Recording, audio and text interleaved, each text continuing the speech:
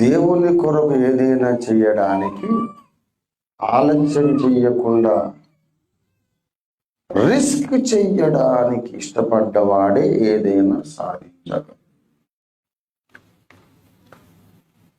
నీవు ఎంతైనా నమ్మదగిన వాడవు అంటే ఏంటో కొంచెం చెప్పండి నాకు.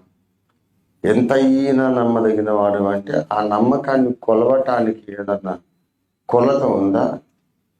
నమ్మకాన్ని ఎట్లా కొలుస్తారు? నమ్మకాన్ని ఎలా కొలుస్తారు? షేర్లలో కొలుస్తారా? కిలోలలో కొలుస్తారా? లేకుంటే గజాలలో కొలుస్తారా? మీటర్లలో కొలుస్తారా? ఎట్లా కొలుస్తారు? ఇన్ని గ్రాములు నమ్మాడు, ఇన్ని గజాలు నమ్మాడు, ఎట్లా కొలుస్తారు? ఎంతైనా అంటే ఇంత నమ్మి ఇంత నమ్మి ఇంత నమ్మి ఎట్లా కొలుస్తావు? How do you measure faith? Bible అన్ని మాటలు అట్లా ఉంటాయి. ఒకటి మామూలుగా చదువుకుపోతే ఏముంది, కొంచెం ఆగి పరిశుద్ధాత్మ దేవుని సహాయంతో చూస్తే విశ్వమే ఉంటుంది అక్కడ. ద హోల్ కాస్మాస్ ఉంటుంది. ఎంతైనా నమ్మదగిన అంటే ఇంతైనా నమ్మొచ్చు, ఇంతైనా నమ్మొచ్చు, ఇంతైనా నమ్మొచ్చు అని అన్నమాట.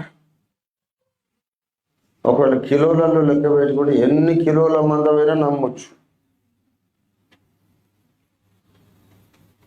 అంటే అది ఏంటండి అసలు? నమ్మడం ఎట్లా కొలుస్తావో? ఎంతైనా నమ్మదగిన వాడంటే అర్థం ఏంటంటే నిన్ను నమ్మి ఎంత రిస్క్ అయినా తీసుకోవచ్చు అని. దేవుని స్తోత్రం. నమ్మడం అంటే ఆయన మాటకు లోబడి రిస్క్ తీసుకోవటం. కొంతమంది ఏ రిస్క్ లేని క్రైస్తవ జీవితం జీవిస్తుంటారు. ముందు వాళ్ళ సేఫ్టీ చూసుకొని నాకు ఏ గాయం కలగొద్దు, నష్టం కలగొద్దు, ₹1 నష్టం రావద్దు, బ్రతికే తెలివితేటలు అన్నమాట. నాకు ఏ నష్టం కలగకుండా చూసుకొని ఆ తర్వాత సువార్తకి వాళ్ళు సువార్త ఎవ్వరు వినరు, ఫలించదు. అది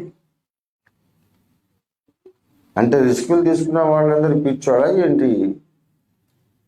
నువ్వు దేవుణ్ణి నమ్మావో లేదు అనేది నువ్వు రిస్క్ తీసుకున్నప్పుడే తెలుస్తుంది.